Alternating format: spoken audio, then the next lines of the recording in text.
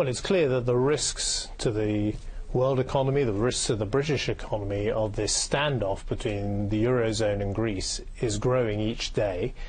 And I think the risks of a miscalculation or a misstep leading to a very bad outcome is growing as well. And so here at the G20, we are urging all parties to this dispute to try and find some common solutions. And we're also at home stepping up our preparations for whatever the outcome may be. We have to make sure that the British people are best protected from whatever develops in this crisis, because I'm clear that the Greek exit from the euro would be very difficult for the world economy and potentially very damaging for the European economy. We have to be prepared for that outcome. So we have to make sure that we choose a path of competence and stability over potentially a chaotic and disorderly exit. So the repercussions for the UK economy could be harmful?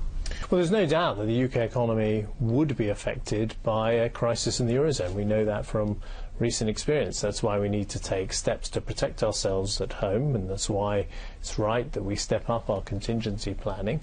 It's why we're absolutely vital that we go on working through our economic plan so that we are taking steps to secure and strengthen our economy. But the idea that Britain, or indeed the rest of the world, is entirely insulated from what happens in the Eurozone is sadly not true. Now, of course, Britain's membership of the European Union is very much a hot political issue, and this is an election year here in the UK. George Osborne told us he wants Britain to stay in a reformed EU with a referendum on membership by the end of 2017. We've made it clear that Britain wants to stay in a reformed European Union. The European Union needs to change, so it's a continent where jobs are created and prosperity is created.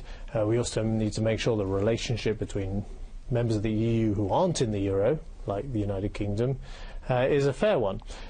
So those are our priorities going forward, and we say we will put this to the British people in a referendum. We said that that referendum will take place by the end of 2017, but as the Prime Minister said earlier this year, if we can conclude the negotiations sooner, we'd be delighted. Many investors have voiced concern that an earlier referendum could potentially speed up or cause an exit. What would you say to them to reassure them? First of all, there's been a lot of talk often in the media that somehow our European policy might deter investment. The truth is, since we set out our policy, we've continued to receive a huge amount of investment into the United Kingdom, more than much of the rest of Europe put together, and we're now a real go-to destination for international investors because we've got a competitive tax system, we've got a skilled workforce. It's a great place to start and grow a business. So our European policy is all about making sure that the whole of Europe is that, a place where business can grow and jobs can be created. And as I say, what we want to achieve is Britain in a reformed European Union, a European Union that is an economic success story.